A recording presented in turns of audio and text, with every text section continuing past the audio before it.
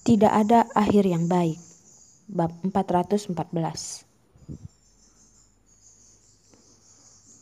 Apa yang dikatakan oleh ayahnya masuk akal.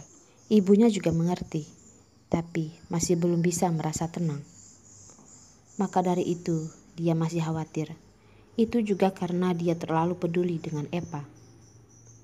Seorang anak yang telah dibesarkannya selama bertahun-tahun.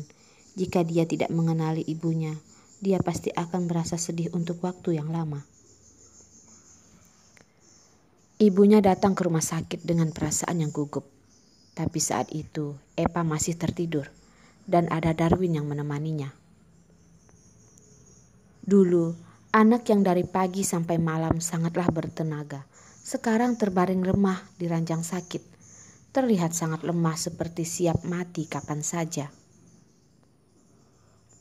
Melihat Epa seperti ini, ibunya merasa seperti ada orang yang menusuk hatinya. Hatinya sangatlah sakit, tidak dapat menahan diri lalu menangis. Epa sudah tidak apa-apa, jangan menangis lagi. Ayahnya menepuk pundak ibunya. Aku merasa sedih melihatnya, kata ibunya sambil menghapus air mata. Kalau bisa, dia ingin menggantikan posisi Epa sekarang dengan penderitaan ini.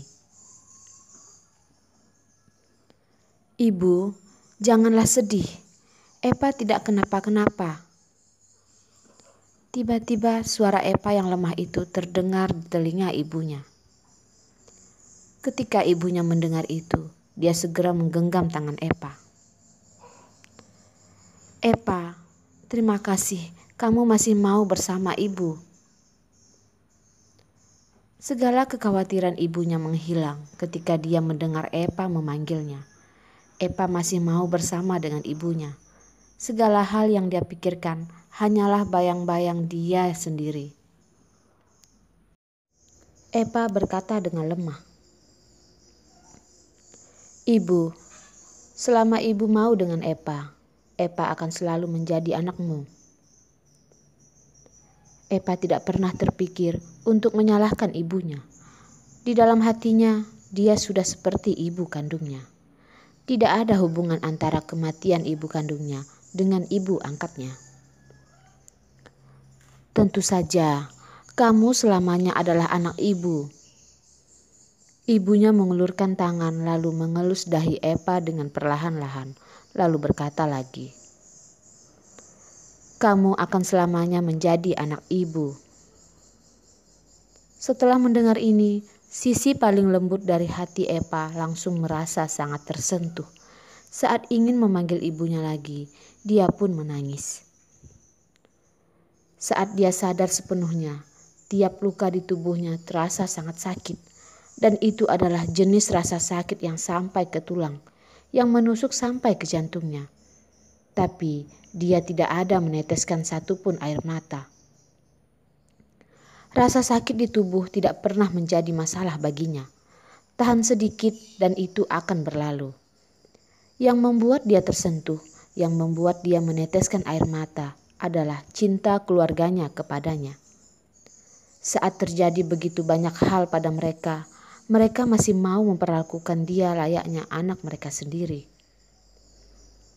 Hanya ketika berhadapan dengan orang yang dia paling cintai, baru akan terlihat sisi rapuh dari Epa. Ibu, Epa memanggil ibunya, lalu menangis persis seperti anak kecil. Saat dia sendiri, anak itu bisa melewati berbagai hinaan dan siksaan dengan kuat. Tapi saat dia kembali ke sisi ibunya, semua keteguhan yang ditunjukkannya itu runtuh dalam sekejap. Di depan ibunya, Epa adalah anak yang seperti itu. Epa, ibunya sangat ingin memeluk Epa, tapi tubuhnya masih sangat terluka, terbungkus dengan berbagai perban dan kain. Dia hanya bisa menggenggam tangannya. Perasaannya sangat sakit. Anakku, kamu sudah cukup menderita. Ibu, Epa mencoba memanggil ibunya lagi, Tapi Epa mengerang dan tidak dapat meneruskan perkataannya. Air matanya mengalir semakin banyak. Ibunya juga menangis dengan sangat sedih, dan di ruangan itu hanya dapat terdengar suara tangisan kedua wanita itu. Setelah menangis sangat lama, ibunya menyeka air mata di wajah Epa. Epa, pasti sangat sakit kan? Ibu, Epa tidak merasakan sakit. Ada luka di tubuh, pasti terasa sakit. Tapi ada ibu dan ayahnya yang menemaninya. Hatinya sangatlah tenang, sehingga luka yang ada di tubuhnya pun tidak terasa sakit lagi. Epa, ibu, ada apa? Ibunya menggenggam tangannya dengan erat lalu berkata, Epa, ayo cepat pulang. Pulang ke rumah. Pulang bersama sekeluarga bersama-sama. Ibu, Epa tidak tega menolak perkataan ibunya, dan dia tidak tahu harus menjawab apa. Dia merasa sangat malu untuk pulang ke rumah. Tiap kali dia terpikirkan kalau kakeknya Carson yang baik hati itu dibunuh oleh kakeknya sendiri. Epa sangat menyesal tidak menggali lubang yang lebih dalam untuk masuk ke dalam. Bukannya dia tidak ingin pulang. Bukannya dia tidak ingin berkumpul bersama keluarganya, tapi dia benar-benar tidak ada harga diri untuk pulang. Jelas-jelas mengetahui bahwa kakeknya sudah melakukan banyak hal jahat. Kakak kayunya telah kehilangan sesosok kakek yang paling dicintainya. Dia selama bertahun-tahun terus mencari pembunuh kakeknya demi membalaskan dendam kakeknya. Setelah mengetahui semua ini, Epa sudah tidak memiliki harga diri untuk pulang kembali.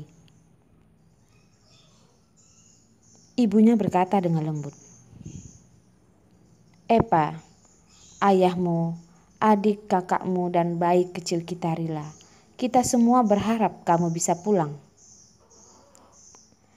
Ibu, terima kasih banyak. Terima kasih karena telah mengetahui kebenaran dan tetap mencintainya seperti sebelumnya dan tidak meninggalkannya karena hubungan dengan kakek itu. Anakku, aku adalah ibumu. Tidak perlu banyak berbasa-basi. Ibunya tertawa mengelus kepalanya Epa, lalu berkata lagi, Epa, kamu cepat sembuh dulu. Semua hal yang kamu ingin lakukan nanti saja baru dibahas. Baik, Bu. Epa mengangguk dengan keras dan mengeluarkan senyum yang sangat manis. Saat dia sakit, ada orang-orang yang dia cintai terus menjaga dan menemaninya. Perasaan ini, bagaimana mengungkapkannya? Epa merasa sangat luar biasa. Epa merasa masih seperti bayi yang dilindungi oleh semua orang. Menurutmu, mereka berdua sedang membicarakan apa selama ini? Darwin yang tidak pernah tertarik dengan obrolan wanita, saat itu pun penasaran dengan obrolan mereka berdua. Apa kamu ada menanyakan Epa, seperti apa orang yang menangkapnya? Ayahnya tahu dia tidak punya pilihan lain selain membiarkan mereka berdua berbicara selama mungkin. Dia lebih peduli tentang siapa yang telah melukai Epa. Dia belum lama sadarkan diri. Tubuhnya belum pulih. Perasaannya pasti masih belum stabil. Darwin berhenti sejenak, lalu berkata lagi, lebih baik tunggu sampai lukanya sembuh. Saat dia bersedia untuk bercerita, baru akan aku tanyakan.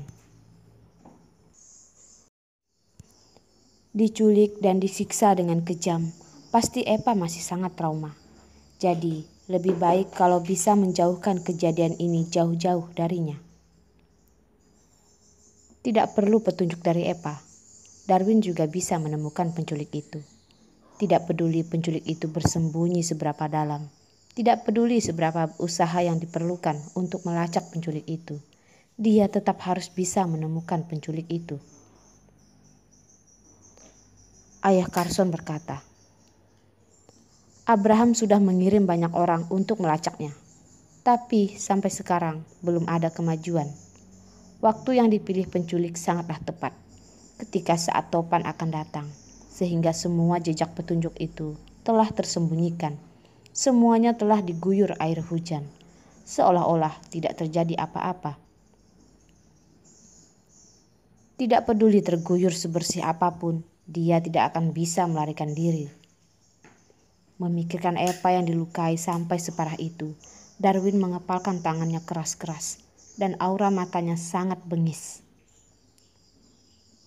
Ayah Carson menghela napas dan berkata,